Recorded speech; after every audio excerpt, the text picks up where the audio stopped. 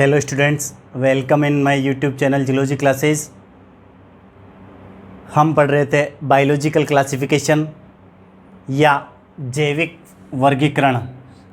जैविक वर्गीकरण में हमने देखा था कि समस्त जो लिविंग बीइंग्स थे उनको अलग अलग वैज्ञानिकों ने वर्गीकरण की दृष्टि से अलग अलग जगतों में वर्गीकृत किया था। उनमें से हमने सर्वप्रथम देखा द्विजगत वर्गीकरण जो कैरोलस लिनियस ने दिया था। उसके बाद त्रिजगत वर्गीकरण जो अर्नस्ट हैकेल ने दिया था। और उसके बाद हमने देखा था चतुर्थ जगत वर्गीकरण या फोर्थ किंगडम क्लासिफिकेशन जो कोपलैंड ने दिया था। इस प्रकार हमने बायोलॉजिकल क्लासिफिकेशंस के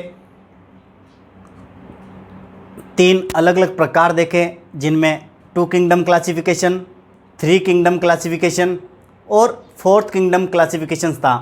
लेकिन आधुनिक दृष्टि से मॉडर्न टेक्सोनोमिस्ट ने इन्हें रिजेक्ट कर दिया या नकार दिया। क्योंकि उनमें कुछ ना कुछ ड्रॉबैक्स देखने को मिले, अतः उन वर्गीकरण को अमान्य घोषित कर दिया और कुछ नई तकनीकों के आधार पर एक अमेरिकन टेक्सोनोमिस्ट R.H. व्हिटेकर ने 5 किंगडम क्लासिफिकेशंस को प्रदर्शित किया, जो कि उन सभी क्लासिफिकेशंस में से ऑथेंटिक प्रकार का क्लासिफिकेशंस है और समस्त लिविंग बीइंग को 5 जगत में इन्होंने वर्गीकृत किया, जो कि आज हम फॉलो करते हैं या सर्वाधिक रूप से प्रचलित है। तो बात करते हैं हम आज 5 किंगडम क्लासिफिकेशंस की।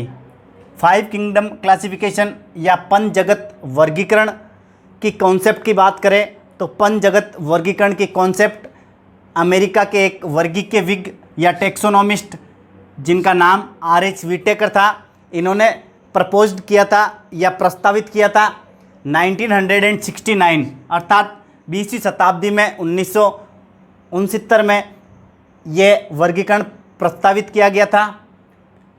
अगर हम बात करें पंचजगत संकल्पना की या पंचजगत वर्गीकरण की आधार की, तो the basis of 5 kingdom classifications, पंचजगत वर्गीकरण के वर्गीकरण का आधार क्या था। अगर हम आधार की या बेस की बात करें तो ये 3 कैरेक्टर्स महत्वपूर्ण थे, जिनके बेसिस पे R.H. व्हिटेकर ने समस्त लिविंग ऑर्गेनिजम्स को 5 जगतों में वर्गीकृत किया था। उनमें से सबसे पहले है कॉम्प्लेक्सिटी ऑफ सेल स्ट्रक्चर, अर्थात कोशिका संरचना की जटिलता। कोशिका संरचना की जटिलता या कोशिका संरचना की प्रकार की हम बात करें तो आप सब जानते हैं कि लिविंग ऑर्गेनिजम्स या लिविंग बीइंग्स के सेल स्ट्रक्चर की बात करें तो सामान्यतः ये 2 प्रकार का सेल स्ट्रक्चर शो करते हैं, जिनमें प्रोकैरियोटिक और यूकैरियोटिक प्रमुख है। अर्थात हम समस्त लिविंग बीइंग की बात करें तो इनमें 2 प्रकार की सेल्स देखने को मिलती है, जिन्हें हम प्रोकैरियोटिक और eukaryotic type of cell structure वाले ऑर्गेनिजम्स कहते हैं। हम बात करें प्रोकैरियोटिक, जिन्हें असीम केंद्र की कोशिका कहते हैं, यूकैरियोटिक जिन्हें ससीम केंद्र की कोशिका कहते हैं। असीम केंद्र की कोशिका में आप सब जानते हैं एक असंगठित प्रकार का न्यूक्लियस उपस्थित होता है और कुछ सेल्स ऐसी होती है जिनमें न्यूक्लियस एब्सेंट भी होता है। तो असंगठित प्रकार का केंद्रक उपस्थित होता है जो कि विदाउट न्यूक्लियर मेम्ब्रेन होता है, अर्थात उसमें केंद्रक झिल्ली अनुपस्थित होती है। और हम बात करें तो विभिन्न प्रकार के जो मेम्ब्रेन बाउंड सेल ऑर्गेनेल्स है, जैसे mitochondria, Golgi body, endoplasmic reticulum, lysosome, plastid आदि सभी अनुपस्थित होते हैं। तो प्रोकैरियोटिक सेल्स में वेल ऑर्गेनाइज्ड न्यूक्लियस एब्सेंट होता है। आप बात करते हैं केंद्रक झिल्ली की या न्यूक्लियर मेम्ब्रेन की, वो भी अनुपस्थित होती है। और कोशिका आवरणबद्ध जो कोशिकांग है जैसे माइटोकॉन्ड्रिया, हरित लवक, गोल्जी काई और अंत्यप्रदेवी जालिका, ये भी इनमें अनुपस्थित होती है। इनके अलावा एक मेजर डिफरेंस की बात करें तो इनमें 70S प्रकार के राइबोसोम्स देखने को मिलते हैं, जबकि हम बात करें यूकैरियोटिक सेल्स की तो यूकैरियोटिक सेल्स में वेल ऑर्गेनाइज्ड न्यूक्लियस उपस्थित होता है या सुसंगठित केंद्रक उपस्थित होता है। इनके अलावा केंद्रक झिल्ली भी उपस्थित होती है और विभिन्न प्रकार के कोशिकांग जैसे माइटोकॉन्ड्रिया, गोल्जी काई, अंत्यप्रदेवी जालिका, लाइसोसोम आदि उपस्थित होते हैं। तो सेल मेम्ब्रेन की बात करें तो सेल मेम्ब्रेन दोनों में देखने को मिलती है, लेकिन हम बात करें ऐसे सेल ऑर्गेनेल्स जो मेम्ब्रेन बाउंड होते हैं तो ये केवल यूकैरियोटिक सेल्स की विशेषता होती है। इनके अलावा राइबोसोम्स की बात करें तो यूकैरियोटिक सेल्स में 80S प्रकार के राइबोसोम देखने को मिलते हैं। तो हम बात करें कॉम्प्लेक्सिटी ऑफ सेल स्ट्रक्चर या कोशिका की जटिलता की, तो कोशिका हमें दो प्रकार की देखने को मिलती है, प्रोकैरियोटिक और यूकैरियोटिक, जिनके कुछ फीचर्स हमने अभी देखे हैं। इनके अलावा प्रोकैरियोटिक और यूकैरियोटिक सेल्स के मध्य डिफरेंसेस के लिए मैंने प्रीवियस क्लास में एक वीडियो बनाया है। आप उस वीडियो के ज़रिए भी प्रोकैरियोटिक और यूकैरियोटिक सेल्स में डिफरेंस की स्टडी कर सकते हैं। तो यहाँ आपको ध्यान रखना है कि कॉम्प्लेक्सिटी ऑफ सेल स्ट्रक्चर में प्रोकैरियोटिक और यूकैरियोटिक सेल के बेसिस पे इन्होंने 5 किंगडम क्लासिफिकेशंस का आधार रखा। इनके अलावा कुछ और कैरेक्टर्स थे जिनके आधार पे पंचजगत संकल्पना या पंचजगत सिद्धांत दिया गया था। इनमें कॉम्प्लेक्सिटी ऑफ बॉडी स्ट्रक्चर अर्थात उनके शारीरिक संरचना की जटिलता, उनका शारीरिक संरचना कैसे बनी हुई थी। हम बात करें शारीरिक संरचना की तो समस्त प्रकार के लिविंग बीइंग की शारीरिक संरचना या बॉडी ऑर्गेनाइजेशन 2 प्रकार से मिलकर बनी होती है, जिनमें सामान्यतः लिविंग बीइंग्स की बात करें तो ये यूनिसेल्यूलर हो सकते हैं, जिन्हें हम एसेल्यूलर कहते हैं। इनके अलावा मल्टी सेल्यूलर बॉडी ऑर्गेनाइजेशन इनमें देखने को मिलता है। तो यूनिसेल्यूलर और multi cellular type of body organisation या बॉडी स्ट्रक्चर हमें देखने को मिलता है। हम बात करें शारीरिक संरचना की तो समस्त जंतुओं का शरीर एक कोशिकीय और बहुकोशिकीय प्रकार का होता है, अर्थात पृथ्वी पर पाए जाने वाले समस्त लिविंग ऑर्गेनिज्म की हम बात करें तो या तो ये एक कोशिकीय होते हैं, जिन्हें सामान्यतः अकोशिकीय भी कहते हैं या एसेल्यूलर भी कहते हैं। क्योंकि उनमें समस्त उपापचयी क्रियाएं या जैविक क्रियाएं एक कोशिका के भीतर संपन्न होती है, अतः उन्हें यूनिसेल्यूलर या एसेल्यूलर ऑर्गेनिजम्स भी कहते हैं। इनके अलावा मल्टी सेल्यूलर एनिमल्स ऐसे सभी जीव जिनके शारीरिक संरचना में एक से अधिक कोशिकाएं मिलकर उनकी बॉडी का फॉर्मेशन करती है, वे सभी ऑर्गेनिज्म या जीव मल्टी सेल्यूलर ऑर्गेनिज्म में कंसीडर किए जाते हैं। तो हम बात करें कॉम्प्लेक्सिटी ऑफ बॉडी स्ट्रक्चर तो हमें 2 प्रकार के ऑर्गेनिजम्स देखने को मिलते हैं, जिनमें एक कोशिकीय और बहुकोशिकीय ऑर्गेनिज्म प्रमुख है। हम बहुकोशिकीय सजीवों की बात करें तो बहुकोशिकीय सजीवों में भी विभिन्न प्रकार का बॉडी ऑर्गेनाइजेशन देखने को मिलता है, जैसे सेल्यूलर टाइप का बॉडी ऑर्गेनाइजेशन, कोशिकीय प्रकार का बॉडी ऑर्गेनाइजेशन। इनके अलावा टिश्यू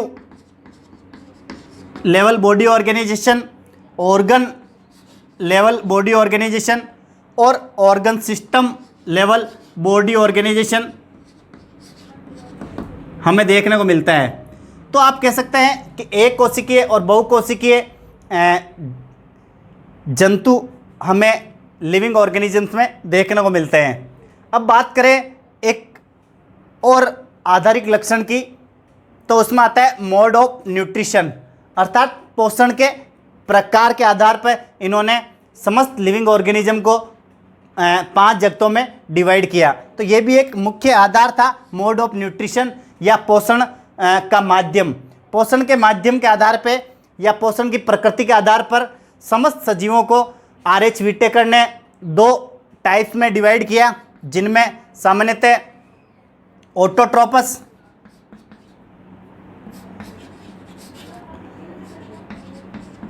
और हेटरोट्रोपस आते हैं।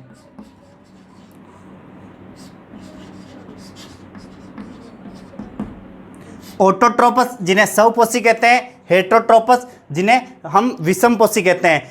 ऑटोट्रोपस आप सब जानते हैं, जो अपने ऑर्गेनिक फूड मटेरियल का फॉर्मेशन स्वयं कर सकते हैं, वो ऑटोट्रोपस की श्रेणी में सम्मिलित होते हैं। और जो सजीव अपने भोज्य पदार्थों को या कार्बनिक पदार्थों का संश्लेषण स्वयं नहीं करते हैं, वो हेटरोट्रोपिक ऑर्गेनिजम्स में सम्मिलित किए जाते हैं। ऑटोट्रोपस की बात करें तो समस्त प्रकार के प्लांट्स सामान्यतः ऑटोट्रोपस में सम्मिलित किए जाते हैं। इनके अलावा कुछ ऑटोट्रोपिक बैक्टीरिया भी होते हैं, जिनमें फोटोसिंथेटिक पिगमेंट देखने को मिलते हैं, जिसकी सहायता से वे अपने फूड का फॉर्मेशन स्वयं कर लेते हैं। अतः ऑटोट्रोपस ऑर्गेनिजम्स इस प्रकार के ऑर्गेनिज्म हैं जो अपने भोजन का या कार्बनिक पदार्थों का निर्माण स्वयं कर लेते हैं, जबकि हेटरोट्रोपस प्रकार के ऑर्गेनिज्म में उन सजीवों को सम्मिलित किया जाता है जो अपने भोजन का निर्माण स्वयं नहीं कर सकते हैं। जैसे समस्त प्रकार के जंतु या एनिमल्स